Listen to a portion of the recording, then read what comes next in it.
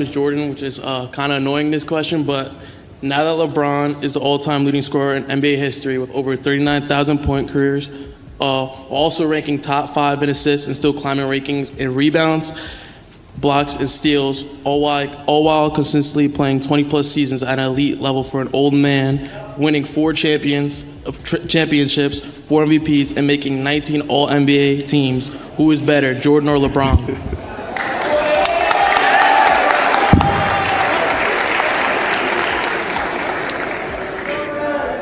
You know, those are some incredible stats. They are.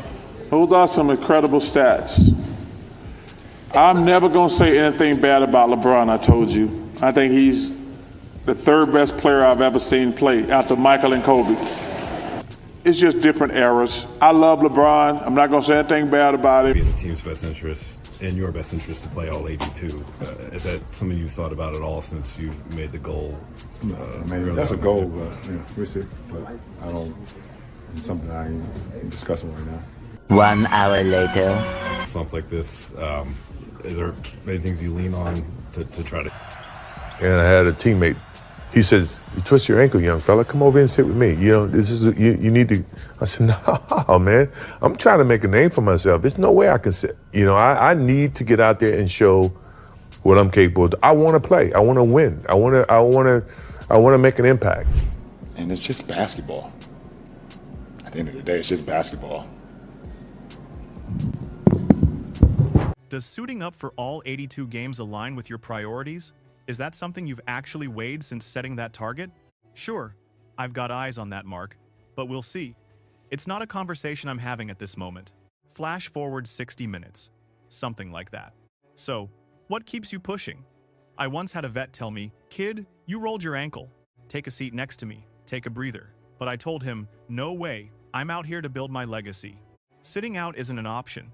I've got to prove what I'm made of. I live to compete and dominate. Leaving my mark is everything. Besides, at the end of the day, we're just playing ball, that's all it is." A diehard LeBron devotee cornered Charles Barkley, armed with a spreadsheet of stats and a laundry list of trophies, radiating the smug certainty that these raw figures were an open and shut case.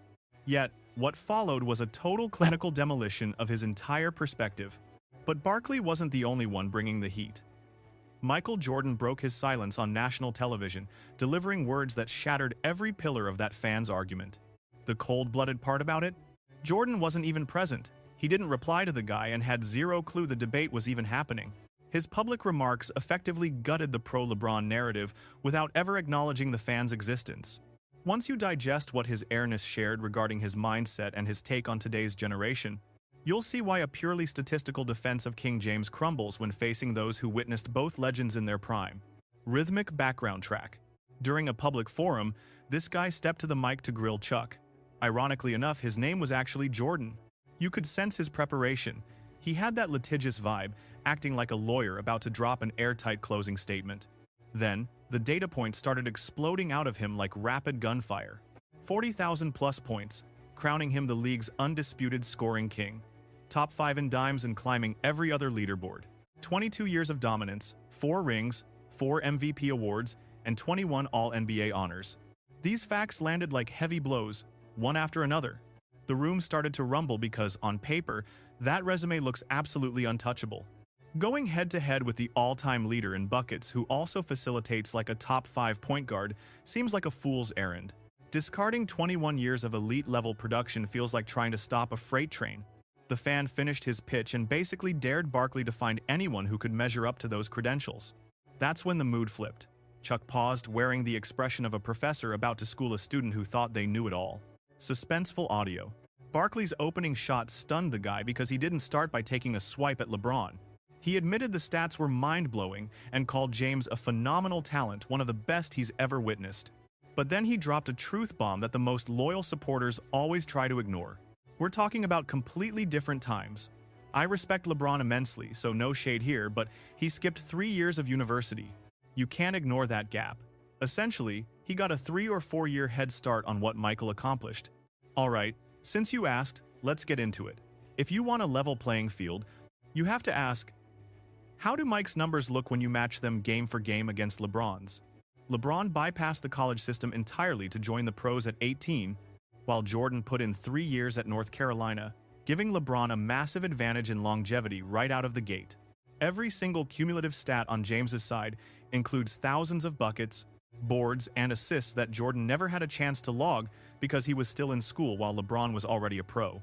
Music continues. Suddenly, Barkley flipped the script with a single, devastating query. For an honest evaluation, why not compare their output over an identical number of appearances? The math exposes a hidden reality. Jordan racked up roughly 5,000 more points than LeBron over the exact same span. To put that in perspective, 5,000 points is roughly 2.5 full seasons of elite scoring. If you dive into the career totals, Michael actually outpaced him by 5,000 points. And he did it in the exact same number of contests. That 5,000-point gap equals 2.5 full seasons, which is wild considering MJ spent 3 years in the college ranks. Don't forget, a broken foot sidelined him early on, plus he stepped away twice in his prime. Had he entered the league 3 years sooner and stayed healthy, he would be standing alone at the summit of the scoring mountain today. Melodic interlude. Barkley doubled down, highlighting that Jordan's missed sophomore season and his detour into minor league baseball robbed him of massive production years. If you reclaim those lost seasons, the entire GOAT debate flips on its head. Imagine MJ hitting the pro hardwood at 18, just like LeBron did. Subtract the injury and the baseball dream, and Michael Jordan remains the undisputed king of the scoring charts, leaving James in the rearview. The crowd fell silent because the logic is bulletproof. Once you normalize the stats for the extra years LeBron played, the lead disappears and then flips entirely. Yet, the round mound of rebound was only getting started. A fresh metric from the studio crew caught him off guard, casting a shadow over the whole durability narrative. We are talking about 562 games where Jordan dropped 30 or more in just 15 seasons. Contrast that with LeBron James. Even after 22 grueling campaigns, he sits at 559 30-point games, meaning 7 extra years of grinding still haven't matched Michael's explosive output. It's a staggering realization because it crushes the idea that simply playing longer makes you the greatest. Dramatic rhythm. His career scoring average of 30.1 remains the gold standard, while James hovers at 27. Impressive, but a clear step behind. Michael hoarded 10 scoring crowns during his tenure, whereas LeBron only managed to snag 1. Suddenly, that all-time record loses its luster because King James didn't outgun his airness. He simply survived longer. Outperforming someone and outstaying them are two entirely different animals. Wait a second, did you actually compare the total shot attempts between Michael and LeBron? Honestly, I haven't looked at those specific totals. Look, they were both high-volume scorers, but Michael was firing away way more often. That was his role, though securing titles is the only thing that matters in this game. When the dust settles, it really just comes down to hoops. This is where the argument transcends simple math and enters the territory that really riles up the LeBron camp, the story of how they built their empires. Every single one of Michael's rings came while wearing a Chicago jersey. The Bulls brought him in, then he spent years taking beatings from the bad boy Pistons in the postseason. Instead of hunting for a shortcut or a greener pasture, he stayed put and cracked the code to destroy them. What he constructed in the Windy City turned a bottom-tier squad into the defining dynasty of the 1990s. They racked up 6 titles in 8 seasons with a consistent core, and he never once thought about jumping overboard when things got tough. Contrast that with the path James chose to navigate. After 7 ringless years in Cleveland, he sparked the decision, fleeing to Miami to join forces with Dwayne Wade and Chris Bosh, a move that changed everything. That moment birthed the era of the super team, where icons collude in free agency to hunt jewelry instead of building from the ground up. Once the heat started fading, he retreated to Cleveland and immediately demanded a blockbuster trade for Kevin Love. When that well ran dry, he packed his bags for Los Angeles to link up with Anthony Davis. 4 different jerseys and rhythmic beat. 3 distinct title-contending rosters that he either hopped onto or hand-built, painting a starkly different picture than Jordan's single franchise loyalty. Barkley has stood firm on this hierarchy for years, placing MJ at the top. He slots Kobe second and LeBron third because he views roster stacking as a major competitive shortcut. Even the legendary Julius Erving recently excluded LeBron from his top 2 all-time squads for the same reason, calling him the pioneer of roster shopping. People always try to throw the Scottie Pippen argument in Michael's face, but they are missing a massive detail. Michael never went out and recruited Scottie. The Bulls acquired him through their own sharp scouting and a draft night deal. Jordan never abandoned Chicago just because the Pistons blocked his path. He endured the hits until he finally broke them. Organic growth through the draft shares zero DNA with orchestrating super teams via free agency and demanding blockbuster trades. Following the heated debate, a spectator faced a defining inquiry. Put the analytics aside for a heartbeat. Deep in your soul, with the championship hanging in the balance of a winner-take-all Game 7, which icon gets your vote? LeBron, Michael, or Kobe? LeBron was the choice.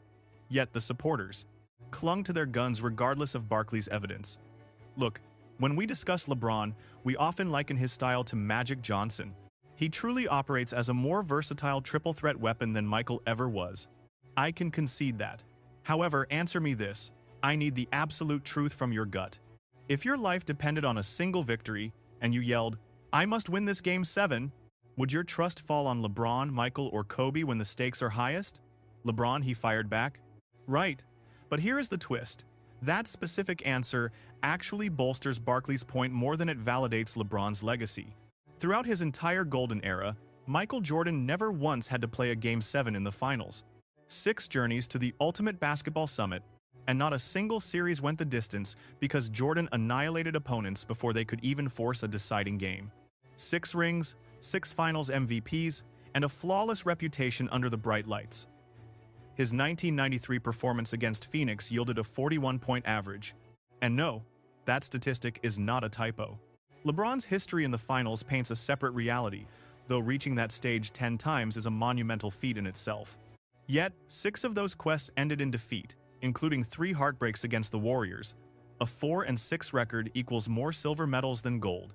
The usual defense argues that failing on the big stage is better than missing the party entirely. There is a certain level of sense to that, but consider the alternative perspective.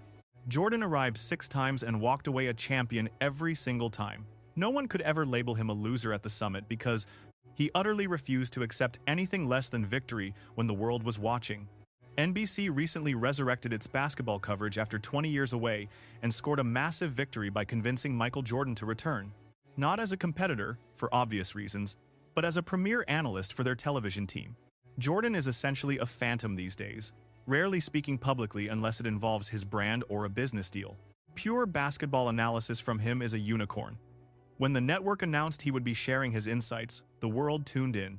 The debut piece aired on opening night, featuring Jordan discussing the weight of legacy and the itch of his old competitive fire. It was fairly typical veteran reflection at first. However, the atmosphere shifted in the second act when the subject of load management arose. Jordan did not pull a single punch. 82 games. What enters your mind when you hear players talking about taking nights off? Well, for starters, that concept should not even exist in the first place. I hated sitting out because I viewed every tip-off as a chance to prove my worth. I felt the fans were there specifically to see me. I wanted to leave that person in awe. To Jordan, the idea of resting healthy players is a total fallacy. He viewed every match as a fresh audition. But things got incredibly raw when Jordan turned his focus toward the common fans, those folks in the nosebleed sections who toiled for years just to afford a single ticket to watch him.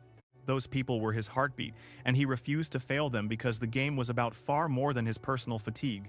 It was about the individual who spent their last dime just to witness his magic for one night. Let that sink in. Jordan was preaching a sermon on honor and responsibility. He believed that if you are pocketing tens of millions, you are obligated to the fans who pay your salary to actually be on the court.